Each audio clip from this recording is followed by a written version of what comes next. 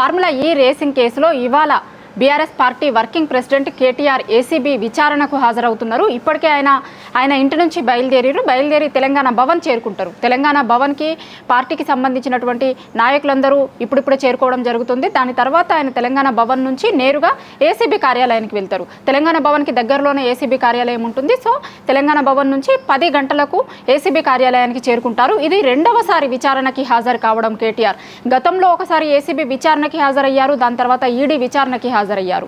మొన్న కేటీఆర్ అమెరికా పర్యటన కంటే ముందు జూన్ 2 రోజు బీఆర్ఎస్ పార్టీ తెలంగాణ ఎన్ఆర్ఐ విభాగం ఆధ్వర్యంలో అక్కడ ఒక పార్టీ వేడుకలను చేసింది. సో దానికి హాజరవ్వడానికంటే ముందే ఏసీబీ ఎంక్వైరీకి రావాలన్నట్టుగా ఆయనకి నోటీసులు రావడం జరిగింది. అయితే ఆయన లండన్ అదేవిధంగా అమెరికా పర్యటన ఉన్నటువంటి నేపథ్యంలో ఆయన దాని తర్వాత హాజరైతా అని చెప్పారు. సో మొన్న మళ్ళీ సోమవారం రోజు విచారణకి హాజరు కావాలని ఏసీబీ నుంచి నోటీసులు వచ్చినటువంటి నేపథ్యంలో ఇవాళ ఆయన ఏసీబీ విచారణకి హాజరవుతున్నారు.